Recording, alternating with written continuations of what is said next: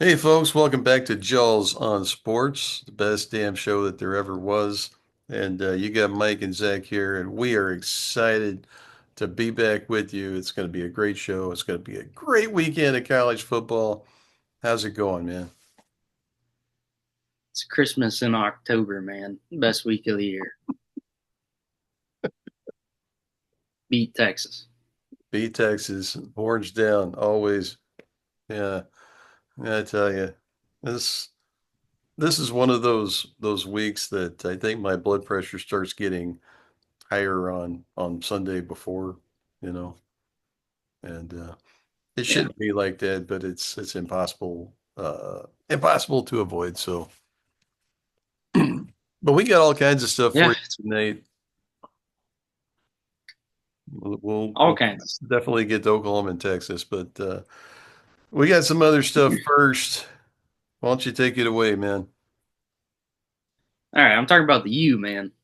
The U. All right. The U, yeah, They're yeah, college yeah. football. Hey, college football is better when the U's better, right? I agree 1,000,000%. Yeah.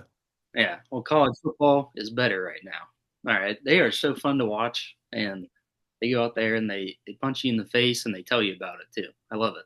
They scored a touchdown. It was the dagger touchdown on the road in Tallahassee, and I don't know his name, but the receiver, he came up to the camera and did the tomahawk chop and was saying oh in the camera. It was awesome. You know, when they're talking smack and they're beating people up, man, they're fun to watch. Now, can they finish?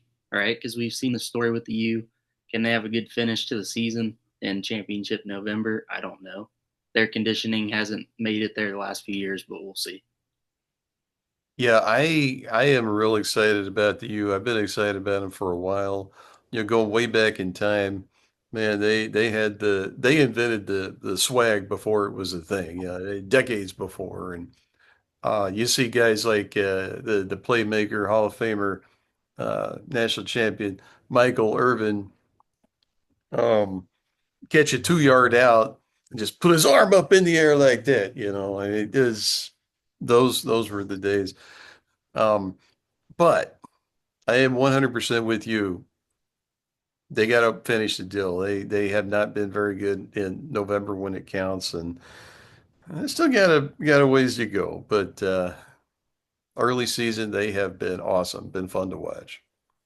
Carson Beck, I I, love the I pass. I didn't know how he would do there, honestly. I thought he was kind of overrated at Georgia. That's kind of like a average quarterback factory that has incredible players around him, but he's elevated the team. I love how he's played. He hasn't tried to do anything superhero like he did back in Athens, right? He's Yeah. got Malachi Tony. He's been a superstar for him. But I was saying I like the pass rush for Florida because they get after the QB. I think his name's Ruben Bain Jr. off the edge. He's a superstar. And I love watching their defense almost more than their offense. But they got Fletcher carrying the ball. Their O line's moving people. Can they keep it going? We'll see. I think it comes down to coaching with them. That kind of leads into A&M too, because A&M has a great team, they have a great roster. They typically have the conditioning, right? They're the SEC team that can play everybody, play them close. But when it comes down to coaching, when it comes down to are you snapping the ball with 12 seconds left on the play clock instead of 3 or 4, and throwing the ball when you're trying to run the clock out, quick 3 and out, stuff like that. That's the problems that we see teams like A&M and Miami run into. So it'll be interesting. They're in rhythm right now. They're finding ways to win, but when times get tough, when it's crunch time, when A&M's on the road in a few months in Austin, Texas, are they going to be able to pull out those kind of games?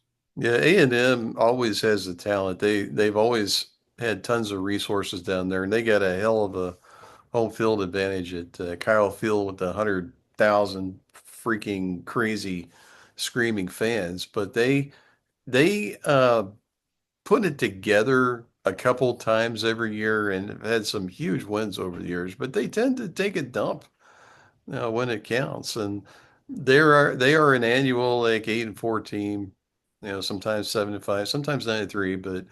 But like to you, if they start winning in November when it counts, then yeah, I'll give them their flowers then. And, they got a brutal schedule, just like most teams in the SEC besides Texas, right? They got a Florida team coming off of a really big win against the Horns last week, and a lot of emotion in that game. So that's Yeah. a game they need to get right. That one, find their offense against a good defense. Moving on here, I picked Clemson. All right, that didn't work out, and I'll eat that. I'll eat my words here. You went Penn State, and Penn State was fine until they ran into the Rose Bowl against the Bruins with about 10,000 people there. And I'm still a little confused on what happened on Saturday. I'd like to leave the floor to you here, buddy. Well, I was feeling pretty good after week 3 with my Penn State pick to win it all this year. And then they've kind of gotten beat pretty crampingly. It did not by the score, but by uh, their reputation has greatly suffered. James Franklin, coach Penn State team, has this reputation not being able to win the big game. They beat everybody else until this past weekend. When they played Oregon 2 weeks ago, it's definitely no big deal to lose to Oregon Ducks. I like Oregon Ducks. They're top 5 team easily, and that program is incredible. But I don't know what the hell happened with Penn State versus UCLA. They somewhat flipped the switch in the second half, but they were too far behind, and when they had opportunities, they couldn't close the deal. So, this is a two-loss team.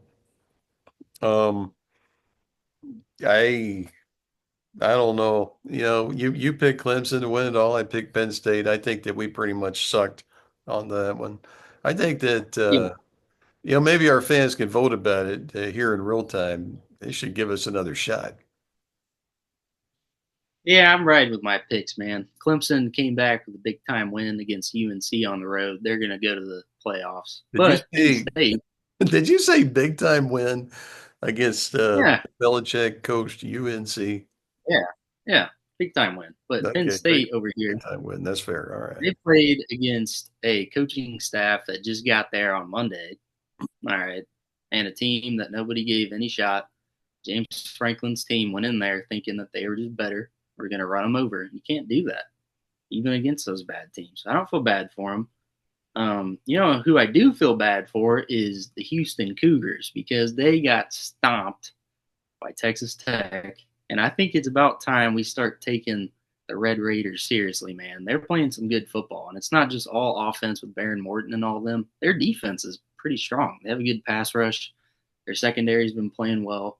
Um, got all that oil and gas money, and it's starting to add up down there. I think they got a team. I don't know if they're a playoff team, but they're going to be in the mix at the end of the year, I think. Yeah, I was reading a little bit about this earlier today. It seems like Texas Tech and BYU are on a collision course in the Big 12. They actually play on the 7th or 8th of November, whatever that Saturday is. That'd be pretty exciting. I'm high on BYU. They are going to be favored in at least every other game, and it'd probably be a toss-up with Tech. But Tech has been a solid program for a long time. Yeah, if you're a Big Ten fan, they're kind of like the opposite of Iowa, but with the same record. They're all offense. They don't know how to play defense. But um, I think they were 8-4 last year. Again, a solid team. Yeah, but they had just a massive influx of high level talent this year. Somebody dropped a ton of money in their program. If you're not familiar with where Texas Tech is in Lubbock, Texas, and let me tell you from experience, there's not a damn thing in Lubbock, Texas. So that money must be pretty darn good. And yeah, this kind of goes to show you that at least after 5 weeks, I'm looking at it right now, ranked number 9 in the country.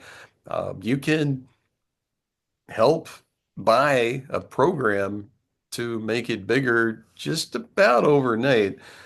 For our billionaire friends out there, I'm not telling you to go buy or invest, I don't know, millions and millions and millions of dollars into your alma mater, but I mentioned this to Zach not all that long ago. I think when we were on the road to our last UFC fight in Kansas City, that If you had an absolute ton of money and you wanted to drop it all into a obscure program someplace, you could, I mean, you might have to build the facilities from scratch, but you can get the players these days if you're willing to pay for them.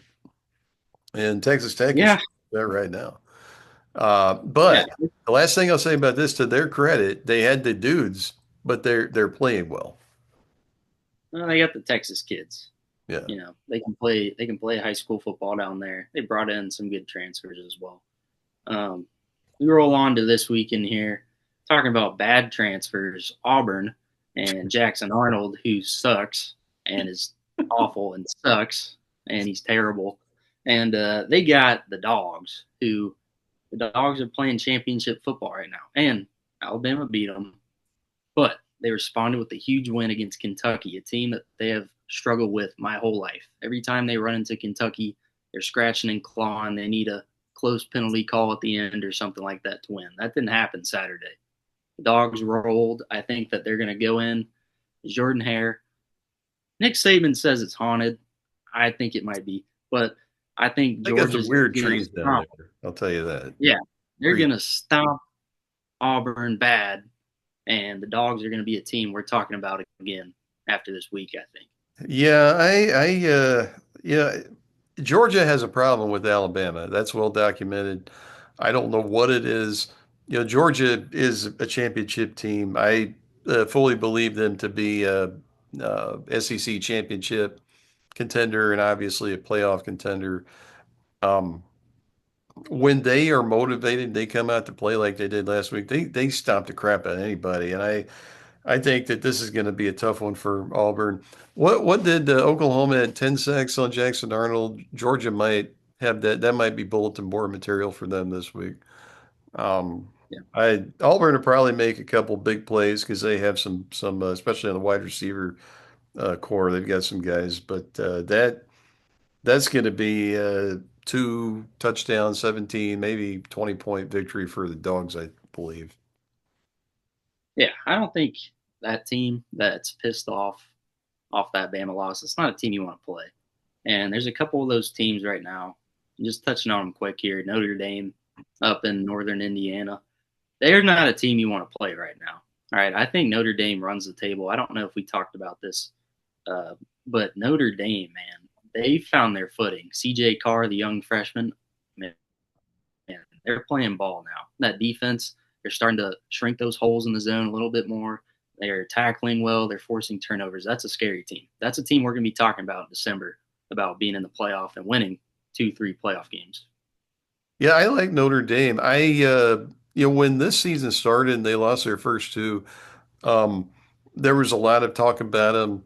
Oh, the because of the schedule, they're going to have to run it. They lose another game, they don't have a chance to make the playoff.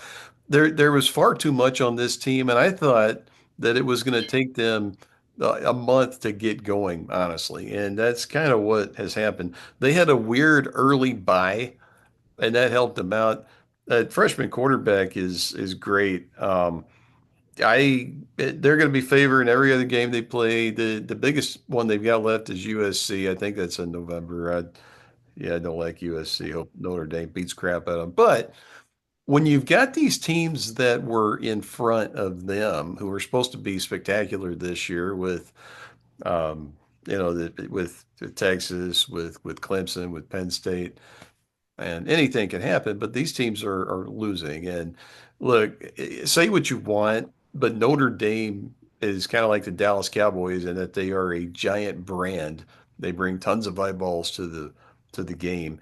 And if they finish the season 10-2, which I predict right now that they will, they'll be on a 10-game winning streak, and you're not going to be able to keep them out of the playoffs. And as they proved last year, they can win games and compete with the big boys.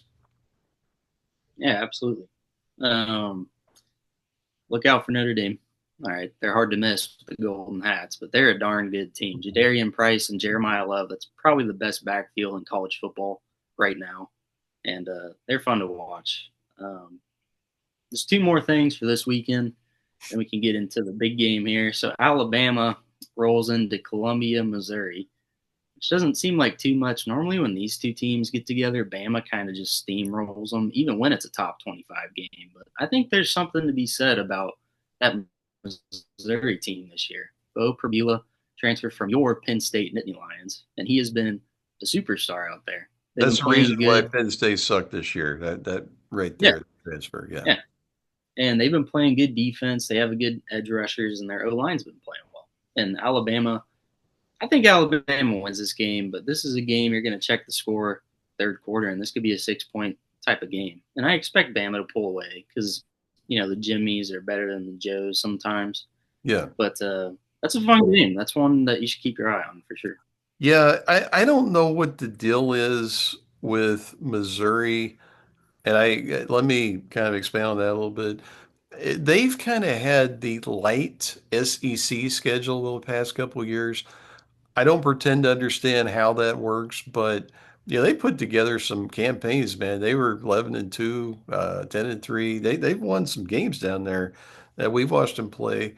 They're solid all across the field. They've got a good running game as well. Alabama has better players, okay? And if this was a Nick Saban coach team, then that would be enough, and they would a 24-20 game in the fourth quarter end up being 37-24 Bama wins. I think Kalen DeBoer is a great coach. I don't think he's just gonna make it at Alabama. And I mean, they could go 10-2, and that's not good enough for them down there. I do think Bama wins this game in the fourth quarter. Missouri has a chance. I think that they would need to get some turnovers, um, probably late turnovers. Something special teams play, something like that. That's their best chance. Yeah, but that'll be a game to keep your eye on here. Just one more. The Ducks and the Hoosiers, which is weird. That's a conference game, and it's weird we're talking about Indiana football, but they have a team, and what we saw last year is anytime they played a team with a pulse, they got ran out of the stadium. Could that happen this week? No. I think this is going to be a close game. I think that Whoa! sounds crazy. Yeah. Wow. Yeah, I think the Hoosiers are going to keep this one close. I think that they have some really good receivers on the outside. I don't think they'll be able to run the ball very well. So they might have to be one-dimensional, but they got some dudes that can take it to the house on the outside. The Ducks, I think they win just because Dante Moore is so poised and Mm. they're at home. That means a lot playing at home at Autzen, right? But Dante Moore has been awesome. The running game, Decorian Moore, the freshman on the outside, he's a superstar and he's just a young guy. Then just the Dan Lanning coach team, they're going to come out and they're going to use anything you think that you have against the Ducks, they're going to use that against you. Mm. And I think they'll take them out, and that's going to count as a top 10 win. I don't know if Indiana's a top 10 team, but I think this is closer than people think, man. I really do. Wow. Yeah, this is 3:30 Eastern time game Saturday, and I believe that game days, ESPN game day is going to be there. Actually, that is where they're going to be. Third ranked Oregon, seventh ranked Indiana. I was not on the Indiana bandwagon last year, although it was impossible not to, see them and kind of be excited about another team in the Big Ten that's not Michigan or Ohio State or Penn State that was also playing well. So I don't have any kind of problem with them. I think they're overmatched versus Oregon. Um, I am high on Oregon every year. They are a team that, I mean, they're undefeated. They're ranked third. I think they're trending way up still.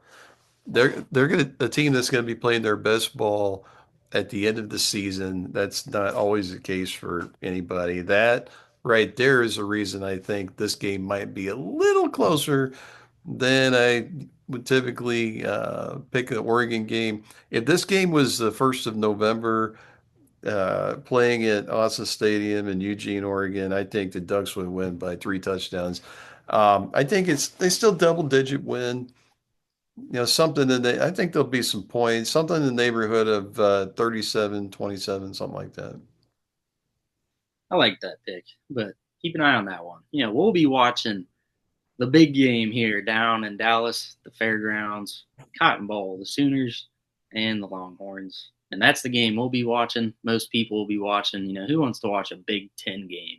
Yeah, Big Um, Ten sucks, I tell you, except for we're Oregon. tuning, we're tuning in to the ultimate momentum football game. Nothing like it, man. It's crazy. It's always loud in that stadium. One side is always happy, one side is upset. That's just how it is. And it's such a cool environment, man. But like I said, ultimate momentum game. There's going to be crazy swings. There's going to be block punts. There's going to be interceptions, fumbles. There's going to be huge 50-50 catches. And it's just, man, you think you grab the momentum, you think you got them, and then boom, Texas 75-yard touchdown run. Yeah, Boom, Oklahoma kickoff return for a touchdown. It's just like that. That's going to be, man, it's going to be a great game, but it's a 4-quarter football game. And if you're looking for a smash mouth game, heavyweight fist fight, Cotton Ball in Dallas is your game. yeah. This one for our fans out there that aren't old school Big 12 fans, or even even way further back, Big Eight, Southwest Conference. Oklahoma, Texas is one of the best rivalries in all of sports, and all of our Buckeye fans and Wolverine fans out there, you guys can go jump in the lake. There's nothing like Oklahoma, Texas game. Are we biased? Damn right we are, but that doesn't matter. Records don't mean anything. We've seen crappy Texas teams come out and steal wins. We've seen what we thought were crappy Oklahoma teams just blitz the Horns. It's been a little weird lately since Brent Venables took over as a Sooners coach. They've had two blowout losses sandwiched between a just classic win with Dylan Gabriel becoming a Sooner legend before he became a Oregon Ducks legend, before he became a Cleveland Browns maybe legend going forward. But um, this game, I tell you, there are a ton of subplots in here. You had Texas, number one ranked going the season. We all have to take crap like that with a grain of salt. With with football royalty, Arch Manning at quarterback, who had all these accolades thrust upon being in the season, Heisman Trophy winner, national championship, number one pick in the draft, all this stuff. And quite frankly, he hasn't done a whole lot. I don't know how much of that is scheme. I don't know how much of that is the guys that Texas lost. They lost a lot of dudes who were really good to the NFL and otherwise last year. Um, And if you look on the other side, Oklahoma, their quarterback extraordinaire, Washington State transfer John Mateer has been very very good this year. But he had this micro hand surgery recently. He suited up last week. Did you see him on the sidelines? I mean, obviously he wasn't going to play against Kent State, but he was suited up. And there's some propaganda coming out of the Oklahoma press conferences right now, and I saw something from Texas coach Steve Sarkisian today that he thinks it's all BS. They're preparing for Mateer, which is smart.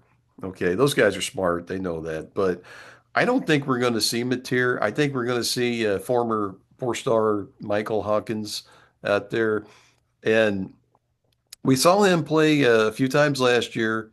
We saw him play last week. He is not John Mateer. He's got different skill set.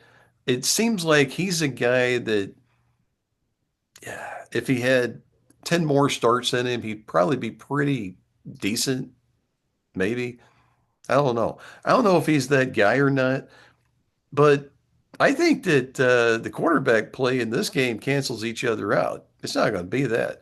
I was telling my brother today, I think this is going to be like a slog. It's probably going to be 95 degrees there in the Cotton Bowl, and there's no shade, no nothing there. The place is as old as dirt. Um,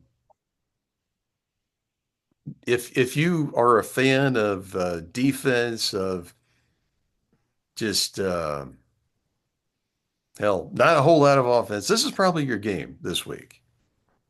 All right, yeah, I'm glad you could land the plane there. Good job, good job. So what we're looking at here is elite defense from OU and Texas. Didn't used to be that way. We'd go out there, be 55-48, be 37-34. We're looking at 17-7 Saturday. That's Yeah, okay. yeah. Um, but like you said, there's a lot of subplots here. Texas O line has not been what they've been. They've struggled. Oklahoma has one of the top D lines in the country. I think this game can be won on third downs because Texas is 115th right now. Third down conversions. Oklahoma defense is first. And if you can't stay on the field, we've seen this. Oklahoma has superior conditioning compared to Texas. They've Mm. worn them down in those wins, those close wins over the years. They've worn them down. And it's been because they've ran the ball well. And we don't really know what that looks like quite yet. We've seen a little bit of Jaden Ott, but Torrey Blaylock for the Sooners and Javante Barnes have looked really good. My thing in this game, though, the Longhorns, they have a very good defensive line, a couple NFL guys. They have great horizontal speed from their Mm. linebackers. Anthony Hill's the impact player in this game because the Sooners, they've tried to run a lot of stretch plays outside zone. Can't do that against the Horns. They're going to have to get a push on the interior O line. They're going to have to run downhill at them because these jet sweeps, stretch plays, they're not going to work against the Horns. Yeah, I don't think, yeah, that's just not going to work against either team. I tell you, say what you want about Brent Venables, and he's got a ton of critics, and by OU standards, lost quite a few games in his tenure thus far. But you talk about defense. That guy, he's incredible what he's built there, and I think that Oklahoma has an ace in the hole here, and it's Kannick could tie it in. Converted from linebacker last year. He's a leading rusher, or I'm sorry, leading receiver for the Sooners. And I think he can be a great safety valve for Michael Hawkins out there, kind of open up the field a little bit. And I I I think that's going to make the difference. That and this is not lost, folks. Okay, I can't even think of the dude's name, but the Sooners kicker nailed one from 55 last week. I wrote this down, okay, because we've seen this in OU Texas games, and this has been the difference. All right, missed field goals, made field goals, blocked punts. The Longhorns have been very aggressive rushing punts, and the Sooners have some film on the Longhorns. You got a punt blocked last weekend in Gainesville, right? Yeah, So special teams are so special this week. Like you said, Tate Sandell for the Sooners, ever since that Michigan game, it was kind of a letdown, right? It yeah, went out, they had a muff punt, they dropped the kickoff, and they had bad field position, and they missed the field goal in that game, and it almost cost them. Can't do that against the Horns. I think the Sooners have really flipped the switch on special teams, and they went out and played really well. I think that could be something that is a difference in a game like this. You got a Sooner kicker that can hit pretty automatic from 45 and beyond. Now, when the lights are bright in the Cotton Bowl, you might not make that kick, but if he can continue and he can keep playing well, hitting these kicks, the Sooners have a really big weapon there. That's not something to take lightly here. yeah, definitely. In this game, I was just looking at the stats here to kind of show you. Texas is a team that always has some dudes who are game breakers, and you see them in the NFL every year. Guys like Xavier Worthy for the Chiefs. They don't have that. I mean, Arch Manning is their leading rusher. He's only got like 150 yards. Um, they don't have the game-breaking wide receivers, or at least we haven't seen them. But the defense is so good. And we saw what they did to Ohio State. Should have beat Ohio State, honestly. Um, yeah, I think, if it comes down to special teams, I like what the Sooners have done recently.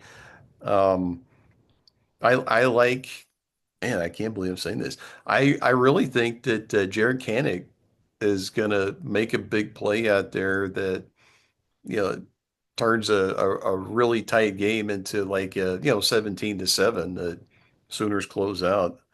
Um, Yeah, I would feel really damn good about this game if Mateer was playing, but not counting on Mateer playing. I think the Sooners will do just enough, and it's going to be ugly out there, folks. I tell you, it really is. It's the kind of game you bring your lunch pail and your blue collar, like they're always talking about. It's going to be tough. It's going to be like working in the coal mines or putting the railroads together. Um, a bad example. There's like two Yeah, people understand what that means, but it's going to be awesome. The Sooners are going to walk out with the victory.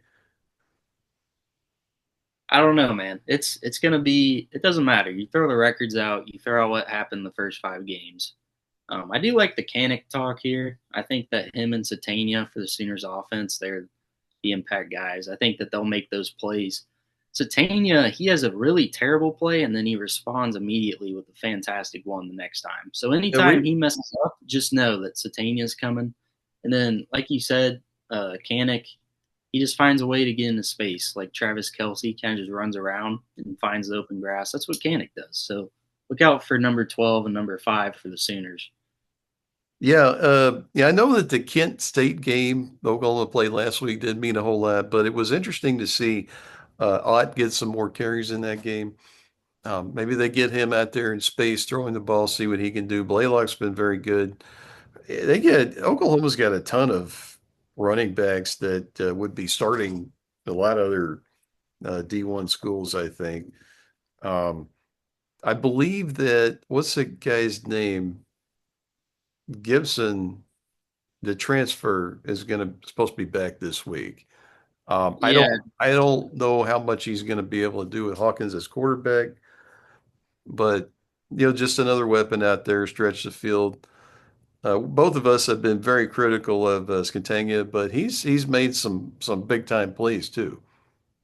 so I will say JV Gibson did play the Kent State game. He was on a snap count, but Yeah, he's a big body guy. He's one of those prototype Texas receivers from a few years back where where they they just throw would up throw the the ball. ball up in the air and just get the pass interference with defensive holding. Yeah, Yeah, so this could be a breakout game for him. He's been recovering well and practicing the last couple months. Um, but yeah, I like that. But it's a couple things here. There's going to be those chances in this game, right? And Arch, he's a good talent. He's a talented player. I don't think the mental is there yet. I think the physical is growing, but yeah. mentally, I think he's got another year, right? But they're going to have plays. Oklahoma has let some guys run by them. Man coverage, they've gotten eaten up a little bit, like Cam Coleman in the Auburn game. Mhm. There's going to be big plays there for Texas. There's going to be wide open guys for Texas. Can Arch hit those throws? Now would be the time for him to start. I don't know if he can. He might hit one or two, but there's going to be shot plays for Texas. There's going to be 50-50 balls. And those are the type of plays that can win or lose you the game. Um, One thing I would say, they haven't ran the ball well because that O line's kind of struggled. And Quintavious Wisner's back. He beat up OU last year. We don't Yeah. really know what that's going to look like until game time. But one thing I would say, Archie kind of holds on to the ball. Sarkeesian calls these long developing deep route plays. You got Grayson Halton. All right. You got R. Mason Thomas, David Stone on that line. I think they're going to be living in the Longhorn backfield on Saturday. I really do. I think it's going to be a tough game. That white or that burnt orange jersey that Arch is wearing, it's going to be stained green by the end of the game. Let me tell you something, man. I haven't seen a D line like this since the days of Tommy Harris and Dusty Dvorak, and they are freaking good. The Sooners D line, and they just keep coming at you. They got R. Mason Thomas. He is a playmaker extraordinaire. He makes the big play in the big games. I could see him getting a strip sack or something like that in this game. Um, Yeah, yeah. The one thing I will say here, if we get to a point where the Sooners are up by a touchdown or something in the fourth quarter, or up by 3, up by 6, whatever it is, and the Horns they have to go down and score. OU doesn't necessarily have a finisher on offense. They have a finisher on defense. We have seen R. Mason Thomas, and y'all will see him, number 32, on Saturday. if they need to finish the game and send Texas home, that's the guy that's going to do it. So look out Yeah. for him down the stretch. Yeah, 100%. Yeah. Yeah, he's a disruptor. He's a guy that they haven't had that does that. I'm thinking it's been a while. Eric Stryker comes to mind from a decade ago. He undersized, but he rushed from the edge, and our Mason Thomas is kind of built in that mode, but he makes plays. Man, he's something. Uh, One we got thing we I'll got say, about let's see, we got 3 minutes left here. 3 minutes. I got three things, so that's perfect. I got So three things. yeah. So one thing about this game, like I said, block punts and all that. One thing to look out for is these teams, they tend to throw the kitchen sink at each other, right? We're going to see trick plays. Texas is going to get under center and they're going to throw a backwards pass and throw a double pass or reverse pass, stuff like that. I like Ben Arbuckle in this situation because they almost hit that one against the Wolverines, right? Yeah, Beautiful almost play. did. Yeah, yeah, should Um, have. we got to look out for those plays. Those are huge momentum changing plays. But what I also like is the rollouts. I'm not normally a fan of rollouts, but finding the holes in the zone. And Arbuckle has really good concepts and play calls to mess with that Texas zone that Florida exploited last week. Mhm. So I think the Sooners can do some work on that Texas secondary. It's a matter if they can get the ball out because the receivers are going to be there, I think. Yeah, and I would expect the Sooners O-line to actually have a decent game here. They did against a stud line versus Michigan. I think they're going to be okay. I it's just it's one of those things that there's so many kind of unknowns in this game, and then you can throw the records out. I got one thing I want to mention here. So much is put into this game, but we're only halfway through the season after this game. And you got your starting quarterback who's coming back soon. Um, Oklahoma's got South Carolina after this. It's just, I don't know where I was going with that. It's like you got this giant game right in the middle of the season. Never thought much about it when they were in the Big 12, but when you're SEC, that next game is a giant game against a high quality opponent. Yeah, I mean, this is what matters, though. This is the season. All right, this is the year. Yeah, You gotta go out there and you gotta take care of Texas this year. You have to because you are mostly healthy. The last two times they got beat up, they weren't right. They had some yeah, injury yeah. problems. They also had Jackson Arnold at QB, which didn't help. But there's a lot to look out for this week, and for Texas, they're gonna make plays. They're gonna make plays. DeAndre Moore, number 0 on the outside. Wingo, number 5. They're gonna make great catches. They're gonna have good run after catch, but you just gotta limit that, man. And turnovers. OU forced their first 2 turnovers of the year.